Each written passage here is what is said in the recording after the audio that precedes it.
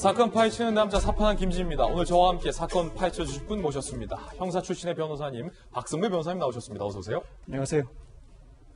오늘 충격적인 사건이 나왔습니다. 인천의 수돗물에 발생한 일입니다. 어떤 사건인지 사건 현장으로 가보시죠.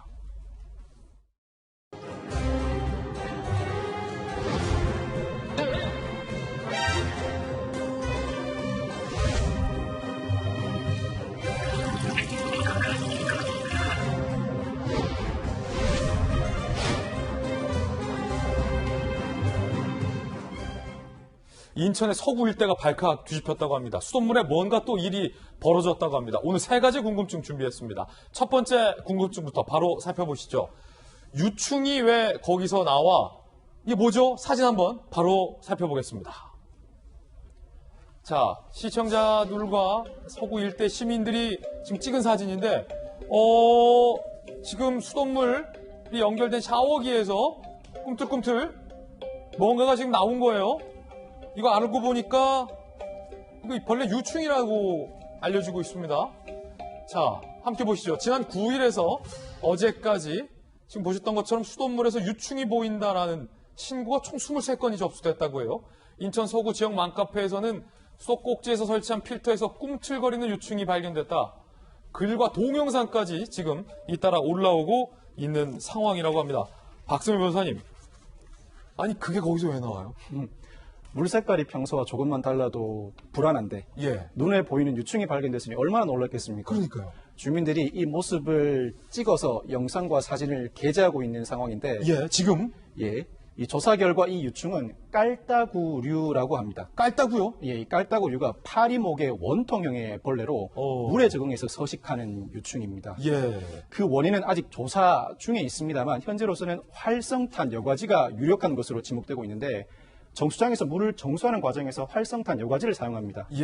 여기서 이 깔따구류가 생성돼서 가정집으로 이동한 것으로 추정하고 있습니다만 현재로서는 그 원인이 정확하게 밝혀져 있지는 않습니다.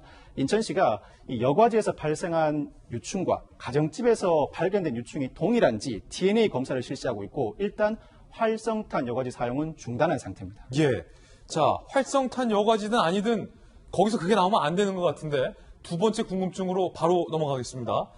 수돗물에서 유충이 나왔는데 이거 마셔도 될까? 이게 지금 궁금할 것 같은데요. 인천시의 입장 한번 살펴보시죠. 생활용수로는 안전하다.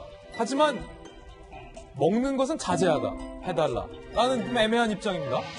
인천 서구 5개 동의 소재 유치원 초중고교 급식은 일시 중단됐고 근데 이 지역은 1년 전에 붉은 물이 콸콸콸 나왔던 그 지역입니다.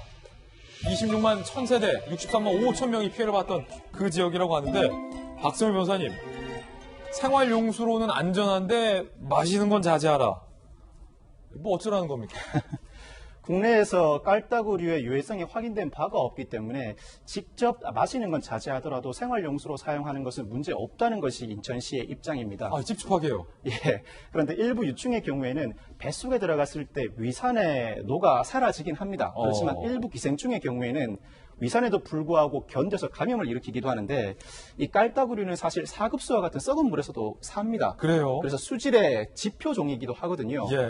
전반적으로 물 사용을 자제하라고 했을 때는 엄청난 혼란이 초래되기 때문에 그 정도 오염 수준은 아니라고 판단한 인천시가 이러한 입장을 내놨지만 주민들의 불안이 가실지는 모르겠습니다.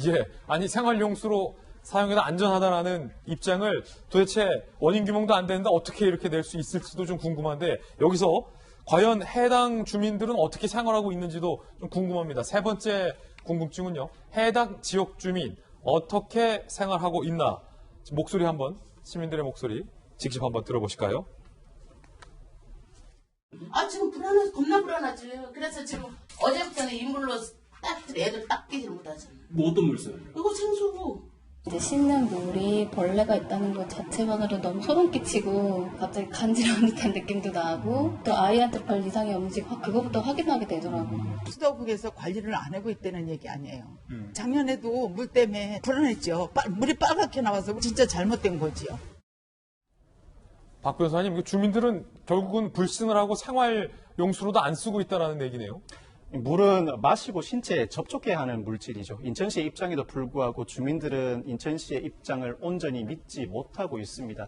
불편함을 감수하고서라도 생수를 직접 구입해서 사용하든가 아니면 도저히 여의치 않으면 일단은 생활용수로 사용하고 있지만 그 찝찝함은 숨기지 못하고 있는 모습인데 이럴 수밖에 없는 것이 바로 지난해 5월에 같은 지역에서 붉은 수돗물이 흘러나온 사태가 벌어졌었죠. 같은 지역에서. 예, 그 당시에 인천시가 뒤늦게 초기 대응에 문제점이 있음을 인정하고 사과한 바가 있고 당시 환경부 장관이 인재라고 지적을 했었습니다. 수돗물을 철저히 관리하겠다고 약속했음에도 불구하고 같은 지역에서 수돗물과 관련한 또 다른 문제가 발생하니 주민들이 더더욱 믿지 못하고 있는 것 같습니다. 예, 이게 뭐 붉은 물이 낫냐, 유축 나오는 물이 낫냐라고 선택한다면 고르기도 힘들 정도의 둘 다 난감한 상황인데 이거 뭐 피해에 대해서 보상을 받을 수는 있습니까?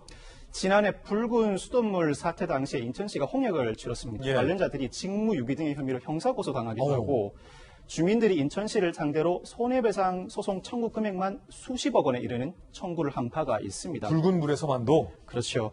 그 당시에 결국은 전문가, 주민, 학부모가 참여한 민간 합동조사반이 사태의 원인을 분석하고 인천시가 자체적으로 배상을 해주었는데 당시에 피해 주민에게 66억 6천만 원의 배상금을 확정 지급했었고요. 그렇군요. 그리고 상하수도 요금 약 270억 원을 면제한 바가 있습니다. 당시에도 초기에는 인천시가 수질검사에서 적합하다는 입장을 냈지만 자체적으로 배상을 해준 것처럼 이번 사안의 경우에도 생활용수로 사용 가능하다는 입장에도 불구하고 결국은 자체적으로 배상해줘야 하지 않을까 싶습니다. 그렇군요.